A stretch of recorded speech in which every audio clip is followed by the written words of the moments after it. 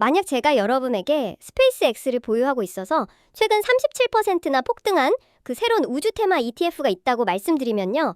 아마 당장 지갑을 열고 싶어지실 겁니다. 왜냐하면 일론 머스크의 그 스페이스X잖아요. 그런데 만약 그 37%라는 놀라운 수익률이 스페이스X와는 단 1원도 상관이 없다면 어떨까요? 심지어 그 펀드 안에서 스페이스X의 가치는 출시 이후에 단 한 번도 움직인 적이 없다면요? 아주 흥미로운 모순이죠. 그러니까 사람들은 가장 화려한 간판을 보고 식당에 막 들어가지만 정작 미슐랭별을 받게 해준 요리는 주방 구석에서 묵묵히 일하던 전혀 다른 무명 요리사들이 만들고 있었다. 약간 이런 이야기니까요. 맞아요. 바로 그 기막힌 모순이 오늘 우리가 파헤칠 주제입니다. 지금 듣고 계신 여러분, 오늘 이 심층탐구 딥다이브에 오신 것을 환영합니다. 자, 이 내용을 하나씩 풀어보죠. 오늘 우리의 베이스 캠프가 될 소스 자료는 2026년 5월 13일 스밋 로이가 작성한 기사입니다. 나사 가장 뜨거운 신규 우주 ETF라는 기사인데요.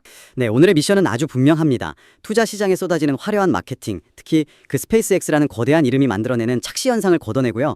실제로 여러분의 계좌 숫자를 불려주는 진짜 동력이 무엇인지 그 현실의 데이터를 아주 날카롭게 분리해내는 겁니다. 좋습니다. 먼저 지금 이 우주 테마 투자 시장에 얼마나 미친 듯이 돈이 몰리고 있는지 그 배경부터 좀 짚어보죠. 올해 들어온 유입액만 무려 14억 달러입니다. 전체 운용 자산은 24억 달러 규모로 엄청 커졌어요. 그런데 흥미로운 건 이 시장의 팽창 속도거든요. 불과 2달 전이죠. 올해 3월까지만 해도 우주 테마 ETF는 단 4개뿐이었습니다. 4개가 전부였죠. 그렇죠. 그런데 3월 이후 짧은 기간 동안 무려 6개의 펀드가 새롭게 쏟아져 나왔습니다. 우리가 오늘 집중적으로 볼 테마 스페이스 이노베이터스 ETF, 즉 티커명 나사를 포함해서요. ORBX, SPCI, 디퍼, 워프, SPCL까지 이름도 아주 우주스럽고 화려합니다. 진짜 우주 테마라는 게 확 느껴지는 이름들이죠. 네, 총 10개로 펀드 수가 순식간에 2배 이상 늘어난 겁니다. 이거 마치 과거 그 1990년대 후반 닷컴 버블 때 회사 이름 뒤에 닷컴만 붙이면 묻지마 자금이 막 몰리던 것과 좀 비슷한 느낌이 들지 않나요? 이렇게 수많은 펀드가 우후죽순 생겨났는데 돌의 흐름은 정확히 어디로 향하고 있습니까? 올해 유입된 14억 달러의 흐름을 보면요. 투자자들의 심리가 꽤 명확히 보입니다. 기본적으로는 시장을 선점한 기존 펀드들이 큰 돈을 가져갔어요. 가장 규모가 큰 UFO가 5억 2천만 달러를 흡수했고 아크엑스가 3억 1,200만 달러, 로켓이 1억 1,100만 달러를 모았죠. 역시 덩치 큰 애들이 돈을 다 빨아들였네요. 네, 반면에 3월에 출시된 마스는 2,600만 달러를 모으는 데 그쳤습니다. 여기까지는 아주 상식적인 자본의 흐름이죠. 이미 덩치가 크고 유동성이 풍부한 곳으로 돈이 몰리는 현상이니까요. 하지만 진짜 흥미로워지는 부분은 바로 여기입니다. 여기서 판을 완전히 뒤엎어버리는 돌연변이가 등장하죠. 바로 3월 31일에 데뷔한 나사 ETF입니다. 이 펀드는 단 6주 만에 무려 3억 6,700만 달러의 자금을 끌어모았습니다. 와, 6주 만에요? 네, 가격 상승분까지 합치면 단숨에 총자산 4억 600만 달러를 달성했어요. 방금 말씀하신 기존의 거대 펀드 2개를 제외하고는 시장에 나온 지 한 달 반밖에 안 된 신생 펀드가 모든 우주 ETF를 단숨에 그냥 제쳐버린 겁니다. 6주 만에 3억 6천만 달러 이상을 끌어모으는 건 ETF 시장 전체를 놓고 봐도 엄청난 흡입력입니다. 그야말로 블랙홀 같은 자금 유입이거든요. 그런데 여기서 논리적으로 진짜 이해가 안 가는 부분이 생겨요. 지금 듣고 계신 여러분이 투자다라고 한번 가정해보죠. 펀드를 고를 때 제일 먼저 확인하는 게 뭡니까? 당연히 수수료잖아요. 근데 나사 ETF의 수수료는 0.87%예요. 꽤 높네요. 높죠. 파생상품을 쓰는 특수한 펀드들을 제외하면 순수 주식형 우주 펀드들 중에서 가장 비싼 축에 속하거든요. 시장에 제일 늦게 들어왔고 수수료도 턱없이 비싼데 대체 왜 사람들은 이 나사 ETF에 막 돈을 싸들고 달려가는 걸까요? 여기서 매력적인 부분은 포트폴리오에 담긴 단 하나의 기업 이름에 있습니다. 나사 ETF는 현재 상장된 10개 우주 테마 펀드 중에서 유일하게 스페이스X를 보유하고 있어요. 스페이스X요? 유일하게요? 네, 전체 펀드 비중의 약 10.3%를 스페이스X에 할당하고 있죠. 나머지 포트폴리오를 보면 플래닛 랩스나 파이어프라이 에로스페이스처럼 다른 펀드들도 흔히 담고 있는 기업들이거든요. 오직 우리는 스페이스X를 가지고 있다. 그 사실 하나가 0.87%라는 비싼 수수료를 정당화시킨 겁니다. 잠깐만요. 스페이스X는 상장회사가 아니잖아요. 일론 머스크가 아주 철저하게 비상장 상태로 유지하고 있는 기업인데 어떻게 일반인들이 사고 파는 공모펀드인 ETF가 그 비상장 주식을 담을 수 있는 거죠? 규제에 안 걸리나요? 아주 날카로운 질문입니다. 일반적인 ETF는 유동성이 없는 비상장 주식을 직접 대량으로 담기가 매우 까다로워요. 규제상 한도도 엄청 엄격하고요. 그래서 나사 ETF는 특수 목적법인, 즉 SPV라는 우회 구조를 사용했습니다. SPV요? 네, 쉽게 설명하자면 스페이스X 주식만을 담기 위한 별도의 껍데기 회사를 하나 만들고요. ETF는 그 껍데기 회사의 지분을 사는 방식을 취한 겁니다. 이걸 통해서 개인 투자자들은 ETF를 사는 것만으로도 아주 간접적으로 스페이스X의 지분을 가질 수 있게 된 거죠. 와, 그러니까 이 나사 ETF는 일종의 뒷문 입장권을 팔고 있는 거네요. 여러분이 엄청나게 들어가고 싶은 초특급 VIP 클럽이 있는데 거기가 스페이스X인 거죠. 일반인은 입장이 아예 안 되는데 나사 펀드가 비싼 입장료, 그러니까 수수료 0.87%를 받고 그 클럽에 뒷문 티켓을 팔고 있는 셈이군요. 게다가 이 펀드가 상장된 타이밍도 기가 막혔잖아요. 맞습니다. 나사 ETF가 데뷔했던 3월 말이 어떤 시기였는지 한번 기억해 보시죠. 스페이스X와 인공지능 기업 xAI가 합병한다는 루머가 막 돌면서 두 회사를 합친 가치가 무려 1조 2,500억 달러에 달할 것이라는 기사가 막 쏟아지던 때였습니다. 아, 난리도 아니었죠, 그때. 그렇죠. 게다가 올해 하반기에 스페이스X가 2조 달러의 몸값을 목표로 IPO, 즉 기업 공개를 할 수도 있다는 소문이 파다했거든요. 현재 기사에 공개된 데이터에 따르면 나사 EPF는 그 특수 목적 법인을 통해 82,385개의 주식 등가물을 약 5,360만 달러에 보유하고 있습니다. 네네. 이 숫자를 역산해 보면요. 펀드 측은 스페이스X의 전체 기업 가치를 약 1조 5,400억 달러로 평가하고 있다는 그런 구체적인 계산이 나옵니다. 1조 5,400억 달러요? 와, 시장의 기대감에 진짜 완벽하게 불을 지피는 숫자네요. 그리고 실제로 결과만 놓고 보면 투자자들의 베팅은 대성공이었습니다. 펀드 출시 이후 6주 동안 나사 ETF는 무려 37%의 수익을 올렸어요. 엄청난 수치죠. 네, 같은 기간 동안 선두주자였던 UFO가 26%, 로켓이 20%, 아크엑스가 19% 수익을 했는데 나사 혼자서 37%라니 말 그대로 압도적인 1위잖아요. 자, 그럼 여기서 제가 아주 상식적으로 유추해 보겠습니다. 비싼 수수료를 내고 스페이스X 뒷문 티켓을 샀고 펀드가 37%나 올렸어요. 당연히 이 엄청난 수익률의 1등 공신은 스페이스X의 기업 가치가 폭등했기 때문이겠죠. 일론 마스크가 또 뭐 대형 계약을 따냈거나 로켓 발사에 성공해서 펀드 수익률을 멱살 잡고 끌어올린 거 아닙니까? 완벽한 시나리오잖아요. 바로 거기가 이 기사에서 가장 소름 돋는 반전이 숨어 있는 곳입니다. 놀랍게도요. 그리고 많은 투자자들의 믿음과는 완전 정반대로 현재의 37%라는 아웃퍼폼을 이끈 엔진은 스페이스X가 전혀 아닙니다. 네. 잠깐만요. 스페이스X가 아니라고요? 아까 10% 넘게 꽉꽉 채워 담았다면서요. 로켓 발사에 성공하면 스페이스X 기업 가치도 오르고 그럼 펀드 수익률도 당연히 같이 올라가는 게 맞는 거 아닌가요? 상장 주식이라면 그게 맞습니다. 하지만 아까 우리가 이 펀드가 특수 목적 법인을 통해 비상장 주식을 들고 있다고 했던 거 그거 기억하셔야 합니다. 여기서 아주 핵심적인 회계 원칙의 차이가 발생하거든요. 회계 원칙이요? 네, 우리가 아는 테슬라나 애플 같은 상장 주식은 매일매일 시장에서 거래되니까 그날의 종가로 가치를 평가하는 일일 시가 평가를 합니다. 하지만 스페이스X 같은 비상장 주식은 매일 거래되는 시장이 없잖아요. 그래서 회계장부상 거래 원가라는 방식으로 기록됩니다. 거래 원가요? 그게 정확히 어떤 방식으로 작동하는 건데요? 이해하고 쉽게 비유를 하나 들어보죠. 여러분이 집을 한 채 샀습니다. 그리고 거실에 엄청나게 유명하고 비싼 그림을 하나 딱 걸어뒀어요. 여러분은 동네 사람들에게 막 자랑합니다. 우리 집은 저 거실에 있는 희귀한 그림 때문에 가치가 엄청나게 오를 거야. 이게 바로 스페이스X 마케팅입니다. 아, 일단 기대감을 막 심어주는 거군요. 그렇죠. 그런데 세무서에 재산 신고를 할 때는 그 그림의 현재 가치를 매일매일 인터넷에서 찾아보고 업데이트할 수가 없습니다. 공식적인 경매 기록이 맨날 나오는 게 아니니까요.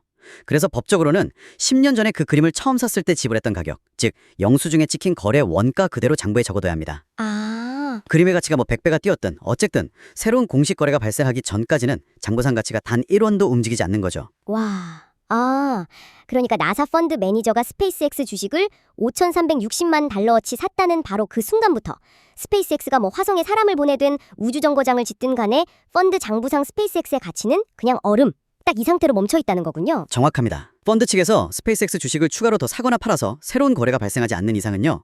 펀드의 일일 수익률 그래프가 위아래로 막 요동칠 때 스페이스X의 지분 가치는 1원도 변하지 않고 고정되어 있었습니다. 기사에 따르면 스페이스X는 이 펀드의 37% 상승에 실질적으로 기여한 바가 거의 없어요. 수학적으로 불가능하죠. 세상에, 와, 이거 진짜 머리를 한 대 맞은 기분이네요. 사람들은 뉴스에서 로켓이 막 불을 뿜으며 올라가는 걸 보면서 아, 내 ETF 수익률도 저렇게 막 올라가고 있겠지? 이렇게 흐뭇해했을 텐데 정작 거실에 걸어둔 그림은 가격표가 아예 멈춰 있었다는 거잖아요. 그럼 도대체 우리 집값을, 아니 이 나사 펀드를 37%나 밀어올린 진짜 범인은 누구란 말입니까? 진짜 집값을 올린 건 그 비싼 그림이 아니라요. 눈에 띄지 않게 싹 수리해 놓은 배관과 지붕이었습니다. 기사에서 아주 낱낱이 해부한 진짜 수익의 원천은 스페이스X의 화려한 그늘에 완벽하게 가려져 있던 평범한 상장 주식들이었어요. 상장 주식들이요? 우리가 언제든 스마트폰 앱 켜서 살 수 있는 그런 일반 회사들 말인가요? 네, 맞습니다. 첫 번째 1등 공신은 영국의 상장사인 필트로닉입니다. 우주 통신 장비 등을 만드는 회사인데 나사 ETF에서 네 번째로 큰 비중을 차지하고 있죠. 놀랍게도 3월 말 이후 이 회사의 주가가 무려 118%나 폭등했습니다. 118%요? 와. 더 재미있는 건요. 다른 우주 테마 ETF들은 이 필트로닉이라는 주식을 아예 포트폴리오에 담고 있지도 않았다는 겁니다. 필트론이 단 한 종목이 혼자서 나사 펀드 전체 수익률의 5%포인트를 그냥 끌어올렸습니다. 남들이 쳐다보지도 않는 숨은 진주를 찾아내서 제대로 대박을 터트린 거네요. 그러니까 스페이스 X가 아니라 필트로닉이 진짜 로켓 연료였군요. 또 다른 종목도 있습니까? 두 번째는 로켓랩입니다. 이 종목은 나사 펀드 내에서 스페이스X보다도 근소하게 높은 비중을 차지하는 1위 종목이에요. 10.5%거든요. 물론 경쟁 펀드인 UFO도 로켓랩을 한 6.7% 정도 가지고 있긴 합니다. 하지만 나사의 펀드 매니저는 이 주식이 더 크게 오를 것이라 확신하고 UFO보다 훨씬 더 집중적이고 공격적으로 투자를 했죠. 비중은 확실했군요. 네, 그 베팅이 적중하면서 로켓랩 하나가 펀드 수익률에 무려 650 베이시스 포인트, 즉 6.5%포인트를 기여했습니다. 그리고 세 번째는 인투이티브 머신스라는 기업인데 이 역시 경쟁 펀드인 UFO의 4%보다 높은 6% 비중으로 꽉꽉 눌러 담아서 345 베이시스 포인트의 추가 수익을 만들어냈습니다. 와, 숫자를 쭉 듣고 나니까 이 상황의 본질이 확연히 보입니다. 겉보기에는 스페이스X라는 이름표를 달고 사람들이 막 묻지마 투려를 한 것 같았지만 그 장막 뒤에서는 펀드 매니저가 엄청나게 날카로운 칼을 갈고 있었네요. 어떤 상장 주식이 오를지 철저하게 분석하고 또 남들이 안 사는 필트로닉 같은 주식을 발굴하고 확신이 드는 주식에는 남들보다 훨씬 더 무겁게 비중을 싣는 것. 이것을 더 큰 그림과 연결해 본다면 바로 전형적이고 훌륭한 액티브 운용의 정석 아닙니까? 바로 그겁니다. 대중과 마케팅은 비상장 기업이라는 환상에 취해 있었지만요. 현실에서 여러분의 계좌를 불려준 건 펀드 매니저가 상장 시장에서 흘린 분석과 땀방울이었습니다. 스페이스X 보유라는 타이틀은 투자자들의 돈을 끌어모으기 위한 최고의 미끼였고요. 펀드를 성공시킨 진짜 실력은 상장 주식을 다루는 매니저의 아주 액티브한 베팅 역량이 있었던 거죠. 야, 대박이네요. 그런데 말이죠. 이 전체적인 상황을 가만히 내려다보니까 기사 전체를 관통하는 진짜 코미디 같은 사실이 하나 더 있습니다. 아까 우리가 3월에 같이 출시됐는데 자금을 고작 2,600만 달러밖에 못 모았다고 했던 그 약간 불쌍한 마스 ETF 기억하십니까? 네. 그 마스 ETF의 같은 기간 수익률은 도대체 몇 %였나요? 놀라지 마십시오. 마스 ETF는 같은 기간 동안 40% 상승했습니다. 네, 40%요. 나사의 37%를 기어코 앞질렀습니다. 참고로 파생 상품을 활용해 복잡한 옵션 오버레이 전략을 쓴 SPCI라는 펀드가 46%로 수치상 1위이긴 한데요.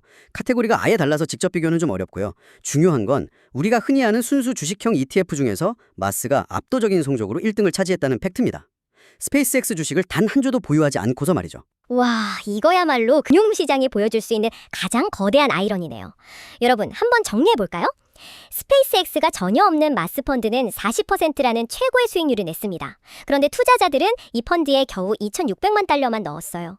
반면에 수익률이 37%로 더 낮은 나사 펀드에는 단지 그 스페이스X가 있다, 이 이유 하나만으로 마스의 14배가 넘는 3억 6,700만 달러라는 천문학적인 돈을 쏟아부었습니다. 숫자는 40%가 더 높은데 자본은 37% 쪽으로 14배나 더 쏠렸죠. 대중의 기대 심리와 실제 성과가 완전히 엇갈려 버린 겁니다. 와, 투자자 입장에서 한번 생각해 보시죠. 여러분이 놀이공원에 놀러 갔어요. 저 멀리서 엄청나게 화려한 최신형 롤러코스터 스페이스X가 딱 보입니다. 사람들은 오직 그 롤러코스터를 타겠다는 환상에 사로잡혀서 0.87%라는 비싼 자유이용권을 끊고 그 나사라는 테마파크로 막 미친 듯이 몰려갑니다. 다들 거기로 달려가는 거죠. 네. 그런데 막상 하루 종일 놀고 나서 점수를 정산해 보니까 내 점수를 가장 많이 올려준 건 그 뒤에서 멈춰있던 롤러코스터가 아니었던 거예요. 파크 구석에 있던 투박한 범퍼카들. 그러니까 필트로니, 로켓랩, 얘네들이었던 거예요. 심지어 옆 동네에 있는 마스라는 놀이공원은 아예 롤러코스터는 들여놓지 않고 범퍼카만 잔뜩 깔아놨는데 거기서 논 사람들이 점수를 더 많이 받아간 셈이잖아요. 이 지점은 아주 중요한 질문을 던집니다. 비상장 혁신 기업에 투자하고 싶다는 대중의 갈망이 어떻게 거대한 마케팅 요소로 작동하는지, 그리고 그게 자본의 흐름을 얼마나 심각하게 왜곡하거나 집중시키는지 보여주거든요. 정작 가장 훌륭한 퍼포먼스를 내는 곳으로는 자본이 가지 않고 사람들의 환상을 자극하는 곳으로만 돈이 기형적으로 몰린 거죠. 투자의 본질이 흐려지는 아주 대표적인 사례입니다. 그래서 이 모든 게 도대체 무슨 의미일까요? 정보의 홍수 속에서 오늘 이 딥다이브를 함께 하신 여러분은 오늘 아주 특별하고 날카로운 렌즈를 하나 장착하셨습니다. 우주 ETF라는 화려한 포장지 이면에서 진짜 계좌의 숫자를 움직이는 기계 장치가 어떻게 돌아가고 있는지 꿰뚫어 볼 수 있는 렌즈 말입니다. 맞습니다. 이제 여러분은 압니다. 펀드 수익률을 멱살 잡고 끌어올린 것은 특권적인 비상장 주식이 아니라는 걸요. 평범해 보이는 상장 주식에 대한 스마트한 투자 비중, 그것이 진짜 동력이었다는 사실을 알게 되셨죠. 마케팅과 현실을 분리해내신 걸 축하드립니다. 덧붙여서 오늘의 심층 탐구를 마무리하면서 여러분이 스스로 곱씹어 볼 만한 화두를 하나 던지고 싶습니다. 우리는 오늘 대중이 스페이스X 같은 파괴적인 혁신 기업에 투자할 길이 막혀 있어서 비싼 수수료를 내고 ETF라는 우회로를 찾는 그런 현실을 보았습니다. 한번 생각해 보시죠. 왜 오늘날의 평범한 개인 투자자들은 인류의 미래를 바꾸는 가장 혁신적인 기업에 직접 투자할 권리를 초기에 갖지 못하는 걸까요? 그거 진짜 생각할수록 뼈 때리는 포인트네요. 대중이 혁신의 결실에 참여하기 위해 반드시 월스트리트가 쳐놓은 비싼 톨게이트를 지나야만 하는 이 현재의 금융 시스템, 누구나 참여할 수 있는 퍼블릭 마켓과 소수의 거대 자본만 독식하는 프라이빗 마켓 사이의 이 거대한 경계선은 과연 우리에게 어떤 경고를 보내고 있는 걸까요? 네, 혁신과 여여분 사이를 가로막고 있는 보이지 않는 장벽. 이 도발적인 질문에 대해 여러분 스스로 한 번쯤 깊이 고민해 보시길 권해드립니다. 화려한 롤러코스터 뒤에 숨겨진 범퍼카의 비밀을 파헤쳐본 오늘, 여러분의 투자 나침반이 조금 더 명확해졌기를 바라며 오늘의 딥다이브는 여기서 마치겠습니다. 감사합니다.